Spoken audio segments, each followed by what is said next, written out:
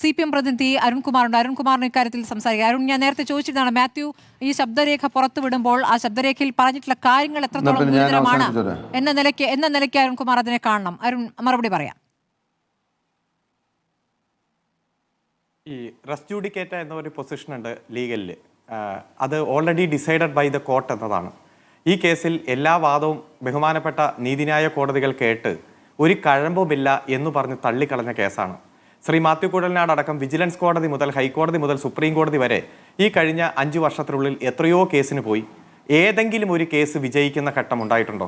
ഏതെങ്കിലും കേസിൽ അനുകൂലമായിട്ട് ഒരു പരാമർശം ഒരു വക്കീല് പല കേസുകളും തോൽക്കും, അങ്ങനെയല്ലല്ലോ. നമ്മൾ ഈ പർട്ടിക്കുലർ വിഷയത്തിലേക്ക് വരുമ്പോൾ ഞാൻ നേരത്തെ അവരോട് ചോദിച്ചാണല്ലോ, ഇതിനൊരു കൃത്യമായ മറുപടിയാണ് വേണ്ടത്. ആ ഓഡിയോയിൽ പറയുന്നത് എത്രത്തോളം ഗുരുതരമായ കാര്യങ്ങളാണ്, അതിനെ അഡ്രസ് ചെയ്യാൻ തയ്യാറുണ്ടോ എന്നുള്ളതാണ്. എന്തിനെ അഡ്രസ് ചെയ്യലോ? ഇപ്പൊ MM മണി ഡാം തുറന്നു വിട്ട് പ്രളയമുണ്ടാക്കി എന്നതുമായി ബന്ധപ്പെട്ടുള്ള കേസ്, ഇതേ സബ്ജക്ട് മാറ്ററുമായി ബന്ധപ്പെട്ട കേസ് ഈ രാജ്യത്തെ നീതിന്യായ കോടതികൾ പരിശോധിച്ച് ഒരു മെറിറ്റുമില്ലെന്ന് പറഞ്ഞ് തള്ളിക്കളഞ്ഞതാണ്. കോട്ടപ്പള്ളി മണൽവാരലുമായി ബന്ധപ്പെട്ടുകൊണ്ട് മെറിറ്റില്ലെന്ന് പറഞ്ഞ് തള്ളിക്കളഞ്ഞതാണ്. ബ്രൂവറി ആരോപണം EP ജയരാജനെതിരായിട്ട് വന്നാൽ ഏറ്റവും അവസാനം ഡേറ്റ ചോർജ, നവകേരള സർവേ, ഏറ്റവും ലോകായുക്തയുമായി ബന്ധപ്പെട്ടുകൊണ്ട് കഴിഞ്ഞ നിയമസഭാ തെരഞ്ഞെടുപ്പിന്റെ തലേ ദിവസം ഒരു ബോംബ് പൊട്ടെന്ന് പറഞ്ഞു. അത് ലോകായുക്തയുമായി ബന്ധപ്പെട്ടുകൊണ്ട് KT ജലീലുമായി ബന്ധപ്പെട്ട, പക്ഷെ പൊട്ടിയില്ല, പോക്കറ്റിൽ ഇരുന്ന് പൊട്ടി. അതുപോലെ ഈ തെരഞ്ഞെടുപ്പിന്റെ തലേദിവസം കൊണ്ടൊന്നും ഇതൊക്കെ പലതും മറ്റൊരു പൊതു രാഷ്ട്രീയവും ചർച്ച ചെയ്യാനില്ലാത്തപ്പോ, ഒരു രാഷ്ട്രീയ വിഷയങ്ങൾ മുന്നോട്ട് വയ്ക്കാനില്ലാത്തപ്പോൾ ഇതുപോലെ പലതും വരും. ഇതിൽ തന്നെയാണ് ഞാൻ പറഞ്ഞത്. എനിക്കറിയില്ല, ആ ശബ്ദം അദ്ദേഹത്തിന്റേതല്ല എന്ന് പറയുന്ന ഒരു ന്യായമേ അല്ല. അതിൽ പറയുന്ന കാര്യങ്ങൾ എത്രത്തോളം ഗുരുതരമാണ്. അല്ല, ഇവിടെ പറഞ്ഞല്ലോ, കേസ് കൊടുക്കുകയോ ഇതേ ആരോപണം ഇതേ കേസിലാണ് res judicata already decided by the court. കോടതി എല്ലാ തെളിവെടുപ്പും പൂർത്തീകരിച്ചു, വാദവും കേട്ട് വീണ്ടും വാദവും കേട്ട് പലതവണ പോസ്റ്റ് ചെയ്തിട്ടാ പറഞ്ഞ നോ മെറിറ്റ് അറ്റ് ഓൾ എന്ന് പറഞ്ഞ് ഡിസ്മിസ് ചെയ്ത കേസിൽ 8 വർഷങ്ങൾക്ക് ശേഷം ദേ കൊണ്ടുവന്നിരിക്കുന്ന തെളിവ് പരിശോധിക്കട്ടെ എന്നേ. കൃഷ്ണൻകുട്ടി മിനിസ്റ്റർ പോയി കേസ് കൊടുക്കട്ടെ.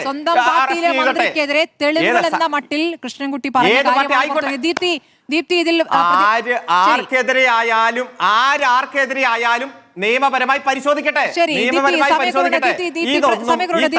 തലേദിവസം കൊണ്ടുവന്ന് ബോംബായി കൊണ്ടുവന്ന് അത് പോക്കറ്റിൽ ഇരുന്ന് പൊട്ടുള്ളൂ. ശരി ദീപ്തി, ഇത് പോക്കറ്റിൽ ഇരുന്ന് പൊട്ടുന്ന ബോംബ് എന്നാണ് പറയുന്നത്. ഇതിന്റെ അകത്ത് ഒരു കാര്യമുള്ള സ്മൃതി, ഇതിന്റെ അകത്ത് ഒരു കാര്യമുള്ളത്, ഇത് ശബ്ദരേഖ ഇപ്പൊ പുറത്തു വന്നിരിക്കുകയാണ്. ഇത് അന്വേഷിക്കട്ടെ എന്നേ. ഇത് അന്വേഷിക്കണം എന്നുള്ള കാര്യത്തിൽ അരുൺകുമാറിന് തർക്കമൊന്നുമില്ലല്ലോ. നമ്മളൊരു ശബ്ദരേഖ പുറത്തു വന്നാൽ ഇവർ പറയുന്ന എന്ന് പറഞ്ഞാൽ ശരി, നമുക്ക് വളരെ വ്യക്തമാണ്. കാരണം ഈ പ്രളയം മനുഷ്യനിർമ്മിതമായിരുന്നു എന്നുള്ളത് എല്ലാ കാലത്തും ഇവിടെ സാധാരണ ജനങ്ങൾ ഉയർത്തിയ ഒരു പ്രശ്നമാണ്. രാഷ്ട്രീയക്കാർ മാത്രം ഉയർത്തിയതല്ല.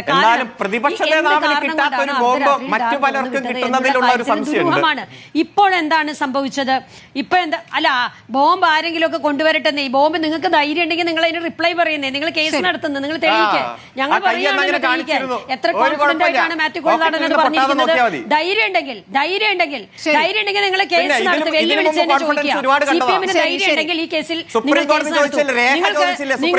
നിങ്ങൾ ഭയം കൂടിയിട്ടുള്ള വർത്തമാനമാണ് ഈ പറഞ്ഞുകൊണ്ടിരിക്കുന്നത്. അങ്ങനെ ഭയപ്പെടേണ്ട അരുൺകുമാറെ.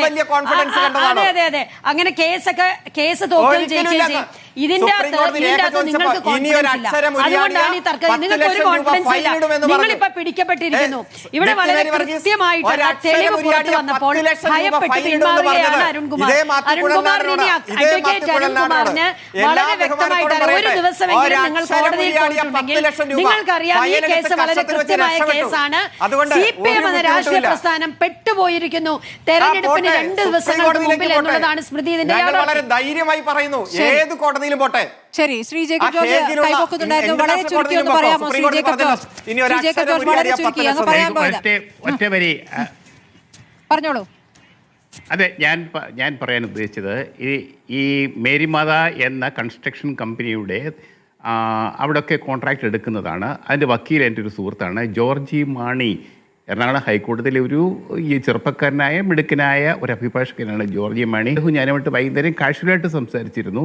അദ്ദേഹം അന്നേരം പറഞ്ഞെന്നറിയാമോ, ഈ മേരിമാത കമ്പനിക്ക് അങ്ങനെ ഒരു കോൺട്രാക്റ്റേ ഇല്ലായിരുന്നു എന്നാണ്. അല്ലെ എനിക്ക് എൻ്റെ കൂടുതൽ വിശദങ്ങൾ അറിയത്തില്ല, രാഷ്ട്രീയത്തിലേക്ക് ഞാൻ കടക്കുന്നില്ല. ആ ഒരു കേവലമായ വിവരം മാത്രമാണ് അല്ല, മേരിമാതയുടെ വാർത്താക്കുറിപ്പും അങ്ങനെയാണെങ്കിൽ പുറത്ത് വന്നിട്ടുണ്ട്. മേരിമാത എന്ന കമ്പനിക്ക് മേരിമാതയുടെ വാർത്താക്കുറിപ്പും വന്നിട്ടുണ്ട്. ദീപ്തി വേഗം പറയാം. അതെ, ദീപ്തി വേഗം പറയാം. വന്നിട്ടുണ്ട്. അതെ, മേരിമാതയുടെ വാർത്താക്കുറിപ്പ് വന്നിട്ടുണ്ട്. അപ്പൊ ഞാൻ പറയുന്നത്, ഒരു വക്കീല് പറഞ്ഞ ഒരു കാര്യം നമുക്ക് മുഖവിലേക്ക് എടുക്കാൻ പറ്റുമോ എന്നുള്ളത് ഏറ്റവും പ്രധാനപ്പെട്ട കാര്യമാണ്. അങ്ങനെ കാഷ്വലായി സംസാരിക്കുന്ന ഒരു കാര്യം നമുക്ക് അത് തന്നെയാണ് കുഴൽനാടോട് ചോദിക്കാനുള്ളത്. അല്ല, അതന്വേഷിക്കാമല്ലോ. ശരി, അങ്ങനെയാണെങ്കിൽ കൃഷ്ണൻകുട്ടിയാണ് അതിൽ വ്യക്തത വരുത്തേണ്ടത്. ഒന്നും ഓർമ്മയില്ല, ഞാനാണോ എന്ന് ഓർമ്മയില്ല എന്ന് പറയുന്നു, എന്റെ ശബ്ദമല്ല എന്ന് പറയുന്നു. ശ്രീ ചെക്കുട്ടി, അവസാനമായി ഒരു വരി കൂടി അങ്ങേക്കും കൂടി പറയാം ഈ വിഷയത്തിൽ അഭിപ്രായം.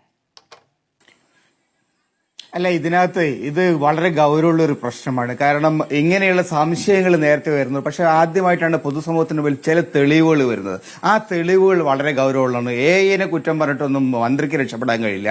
ആ മന്ത്രിയുടെ ശബ്ദം വളരെ ക്ലിയർ ആണ്. അതുകൊണ്ട് തന്നെ ഈ തെരഞ്ഞെടുപ്പിന്റെ ഒരു വിഷയമായിട്ടല്ല, കേരളത്തിന്റെ പൊതുജീവിതത്തിൽ, കേരളത്തിന്റെ ജീവിതത്തിൽ വളരെ ആപത്തുണ്ടാക്കിയ അതിനകത്ത് അഴിമതിയുണ്ട് എന്ന് വളരെ കൃത്യമായിട്ടുള്ള ഒരു ആരോപണം ഇപ്പൊ ഉയർന്നു വന്നിരിക്കുന്നു. കുഴൽനാടനാണ് ആരോപണം ഉന്നയിച്ചിരിക്കുന്നത്. ആ ആരോപണം എന്തായാലും ശരി പൊതുസമൂഹത്തിനകത്ത് ഗൗരവമുള്ള ഒരു വിഷയമായിട്ട് നിൽക്കും എന്നാണ് ഞാൻ കരുതുന്നത്.